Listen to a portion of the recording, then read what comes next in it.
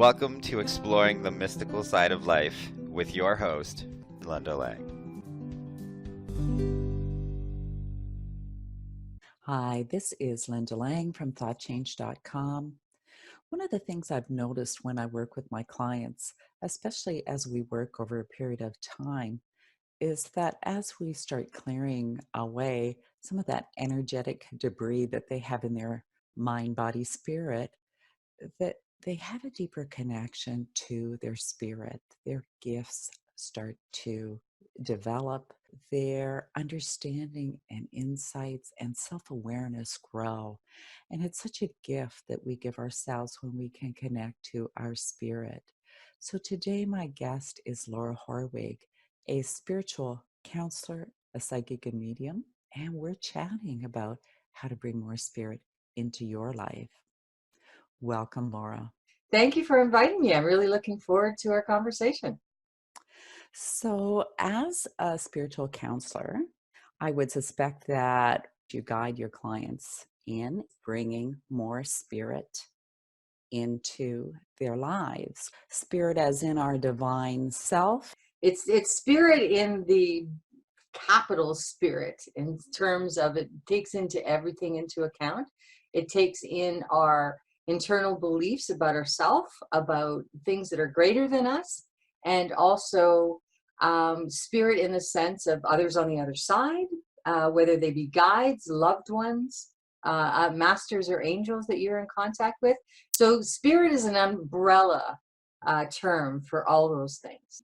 Wonderful for people who are on their spiritual path and they're already connecting to spirit in whatever way that works for them. But what about the people that aren't, that they haven't awakened to that spiritual calling yet? Oh, interesting. What I think is most powerful for most people in that situation to really start developing that connection is meditation. I don't think there's anything more powerful that start to connect you to your spirituality and also to your physicality. Okay, it's spirit meditation does both those things, and it also helps you better connect to the world around you. So it's a multifaceted, holistic approach for people to really start awakening to their own spirituality and everything around them. You can go into meditation without a spiritual intention and just Exactly. open that door up. Exactly. And that's actually, I think, a way that a lot of people start their awakening because they get into meditation for other reasons to handle stress, to handle anxiety, to get better sleep. And all of a sudden they start discovering this connection. And that's kind of the catalyst, I guess is the best word, to get them started to think and feel more about their own spirituality and their own connection. And walking in nature and That's another way. In fact, that's a way I myself started in my youth, started a real spiritual connection. Actually, I would say that's where I found my church. Nature, being in the outdoors, became my church where I celebrated, where I connected to all those things greater than myself. And I had several actually very interesting experiences in nature, spiritual experiences. I actually had one very powerful experience when I was around 15 of an out of body experience. That changed my entire life. And it changed the way that I viewed the world and the way that I viewed myself in it. So, everybody comes in a different way, and there is no right way or wrong way. Everybody's kind of led on their own path. And I think a lot of people who are very analytical and very rational, all of a sudden they're seeing this merging of physics and science and spirituality. And I think a lot of people are coming through that door as well. Yeah. and I think there's room to find spirit really in anything that you have passion for. When you get into that kind of Zen zone, it just Mhm. opens the doors to deeper connection. Well, that's the thing. There's that different button for everybody. Actually, you're right. Anything that you're passionate about is a way to lead yourself towards the spiritual life within. Especially if it quietens the mind, right? Yes, absolutely. Because we want to quiet the mind. Actually, we want our concentration on the nattering to stop. Okay, then we can focus and be mindful about other things rather than just all that monkey mind stuff that's going on in the background. And a little bit earlier, you mentioned some of the benefits to connecting spiritually, about how you view yourself and how the world perspective actually changes. And use, yeah. And it can change pretty profoundly, really. Yes, really radically, actually, because I think the thing when I was talking about that outer body experience I had out in nature on that rock climbing was the fact that it absolutely solidified for me that everything was one. We were all one. You know, there was this big, vast pool of energy, and that was the other thing, the connection to being energy as opposed to physical. And this is a big thing.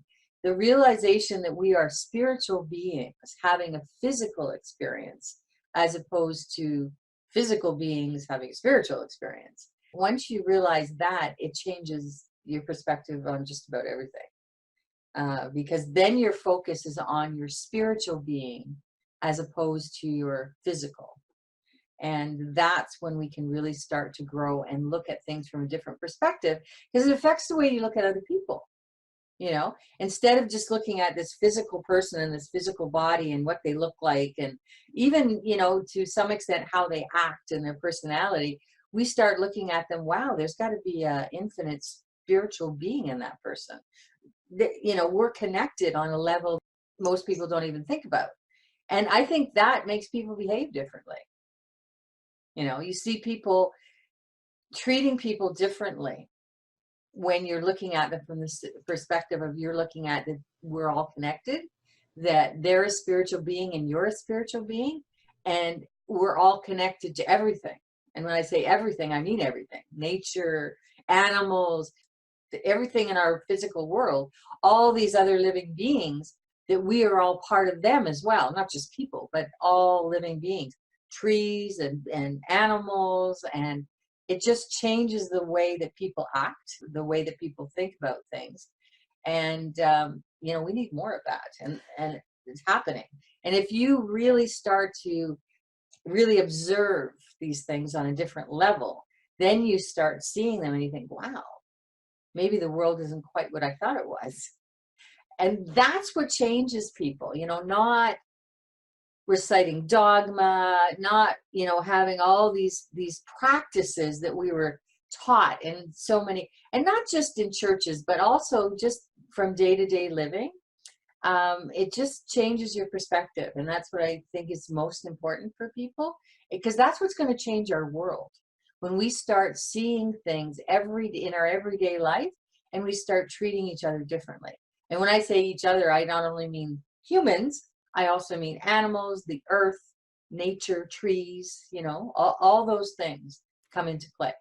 You make a really good point, Laura, because in the spiritual community or on the spiritual path, Mhm. it's possible to have just as much dogma as in religion.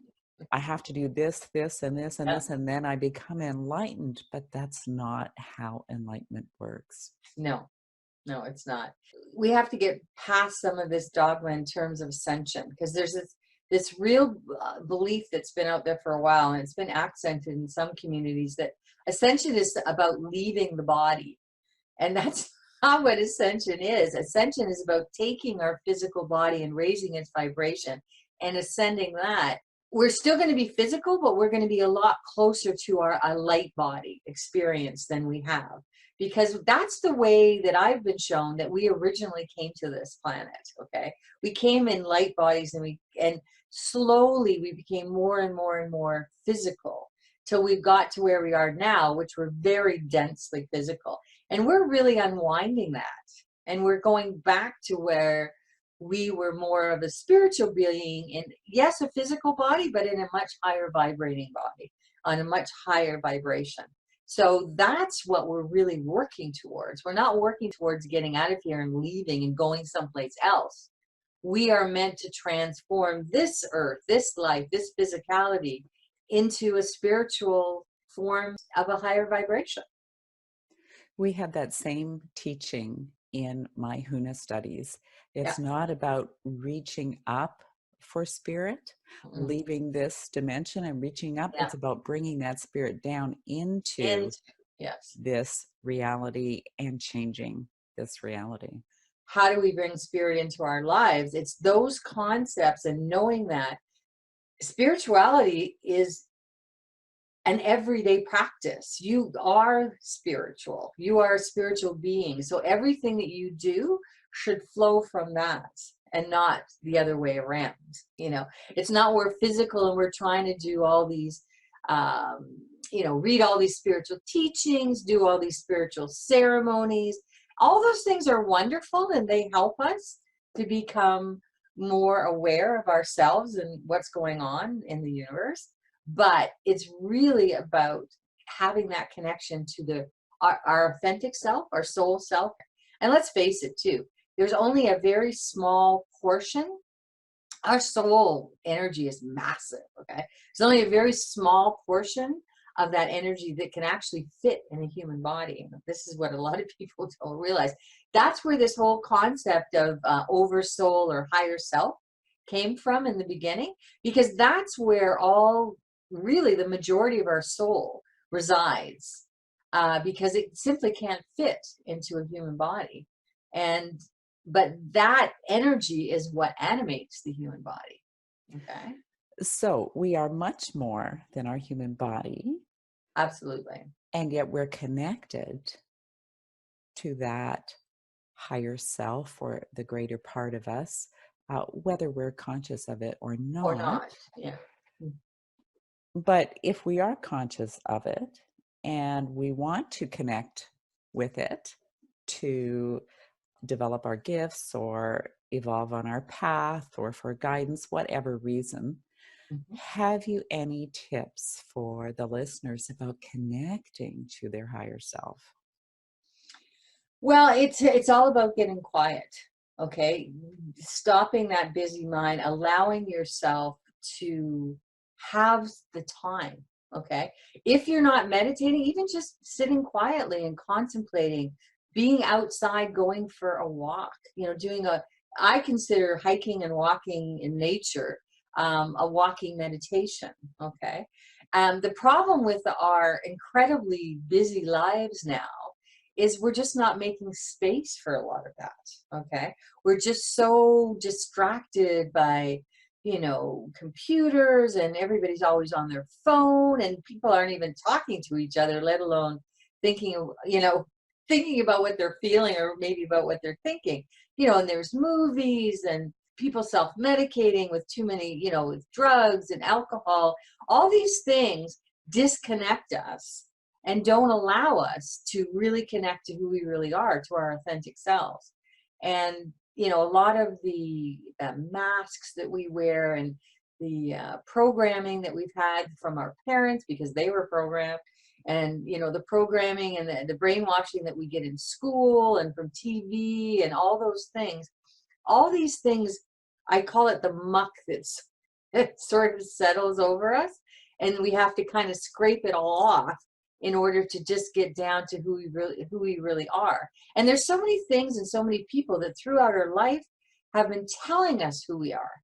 And this is another part of it. If you really, people talk in the spiritual community about finding your passion and all that. I don't like using that word. Actually, my guides and spirit have directed me to counsel people to follow your curiosity. Okay. Follow what lights you up. Okay. Because we use these catchphrases, like you were talking about dogma, even in the spiritual community. Okay. And one of them is follow your passion. Well, a lot of people, what does that mean? Okay. This is what I'm saying. We need to have spirituality so it's meaningful to people. And there's something very nurturing about connecting to spirit that kind of fills that void. Yes. Because you're connecting with yourself. You realize that there's that spark of God within you, okay? Instead of going to somebody else, a priest or a rabbi or whatever, that's supposed to connect you to God or something greater than yourself, doesn't matter what term you want to use, that you realize that you can actually do that directly. Okay, that's when it becomes useful and it means something to people because they know that they don't have to depend on somebody else, okay, or going somewhere else, okay, or being in a specific place in order to connect with those feelings. And once you learn how to do it, it's so quick and so Oh, easy simple. Yeah. that it takes no time at all. You can be just about anywhere as long as you can get to that quiet spot Yep. because it's there inside you all the time, anyways.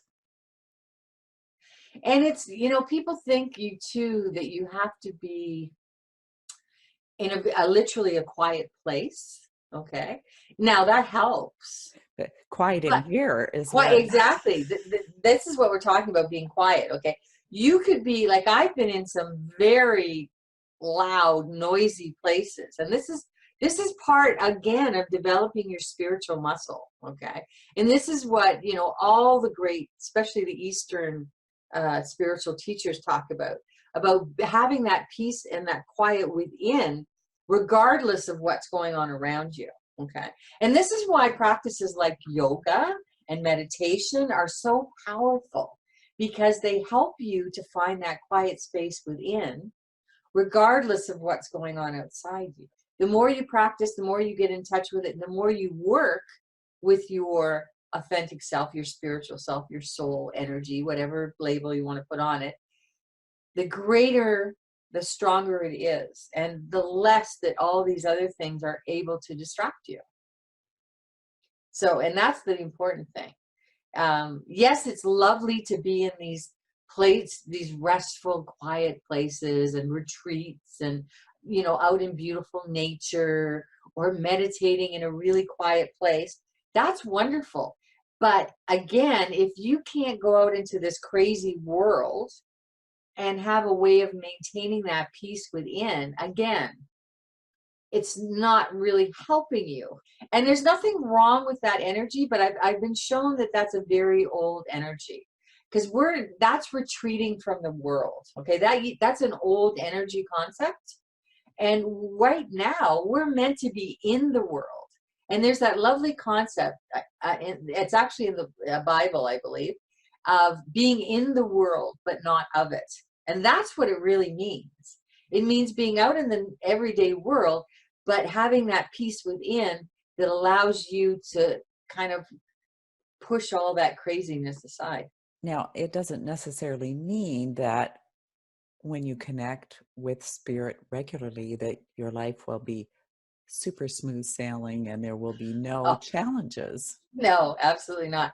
You know what? In fact, it's the opposite. This is another little piece of dogma that kind of makes me crazy, is that there's this belief that when you become a spiritual person and you get on your spiritual path, that everything, you suddenly become a flower child and everything is wonderful and easy and simple. Actually, I found the exact opposite to be true. Okay, because the more you become connected, the more you become aware. I think you're held to a higher standard, number one. There's more of an expectation on you. And you are aware of all these things that you need to release and work on in yourself. Which is a good Yes. thing. Yes. Yeah. Because the people who are walking awake who haven't entered that waking up process, there's so many things that are going on within them and around them that they're not even conscious of. So they can't even heal them. They can't release them. They can't even work on them, because spirit has showed me over and over again, you cannot heal. Healing equals release to me, okay, in a big way. That's something else they've shown me over and over again. And you can't release anything until you're consciously aware of it, because as long as it remains in your subconscious and you're not aware of it, you can't heal it. And it doesn't mean that it isn't there, and it doesn't mean that it doesn't affect you. Sooner or later, it will come up for healing. Absolutely. Well, it's affecting people every day, okay? Because a lot of these things that are all subconscious, they're causing havoc in people's lives. And the only way that they can heal it is to be and get rid of that root cause. Okay. And that's something that connecting with spirit does do for you. It makes you more resilient. It does. I use my gifts to help people make their lives make sense and have more peace and healing in their life. So these core issues, spirit always goes for those core issues. Okay. They always identify those, whether it's something in this lifetime, but also if it's coming from a past life. Because a lot of people have triggers and issues from past lives that are affecting them now in their current lifetime. And they're going like, I don't understand where this came from, and they just can't understand it. And they'll end up going to, your traditional counselors or analysts, and they're like, I'm not getting any results because they keep looking for something in this lifetime, and the actual core issue that's causing their problem is actually coming from a past life, which is why they're not healing. How wonderful that we live in this time where there's so many healing modalities that can deal with things Absolutely. Absolutely. energetically. Okay. And that's why I look at spirit with a capital S. That's the energy of everything. Okay. And my guides, my team, it's like when we get hooked up into talking about hierarchies and names and all these things of different, who are my, I always tell people, don't even ask me who your guides are. Okay. Because I've been told over and over that they don't care what you call them. You could call them Bob, Sally, and Sue, and they would be perfectly happy with that because it really doesn't matter. The only thing that matters to them is that you're making some effort to connect with them. And they're only concerned about that so that they can help you better. Because the better you're connected to your guides, if you want to call them that, your guides, your angels, whatever, masters, whatever you want to call them, the better the connection that you have with them, the more that they can help you. And this is another way that we can bring spirituality into our day-to-day lives if we worked and we're open to connecting more deeply with our guidance. That's going to make our whole everyday life a lot easier and more fulfilling. It's just about time to wrap up. Is there any last thing you'd like to share? I think the biggest thing is don't be afraid to do it your own way. And it's really not that anybody can tell you what your spiritual path should be. Okay. I think it was Rumi who said, if your path is laid out in front of you and you can see it, it's not your path. It's somebody else's. Okay. So don't follow the trail that's well marked. Go off on your own and find your own way. And that's where you're going to find what you connect to, because everybody's different. And it's really important that you find the things that you connect to and you use those in your life, whether that works for somebody else or not. Beautiful advice. It is your path and your path alone. Alone, exactly. So don't be afraid to follow it. Fantastic. Laura, please share your contact information with us. So it's www.spiritspeaks2.me, or you can visit me on my Facebook group, and it's just Spirit Speaks to Me. Thanks for watching this week's edition of Exploring the Mystical Side of Life. You'll find us on YouTube, iTunes, Anchor.fm, Spotify, and on Podcoin, the platform that gives you points for listening to your favorite podcasts. Come and visit me at thoughtchange.com. You can pick up your copy of Learning to Listen. That's it for this week. Bye for now.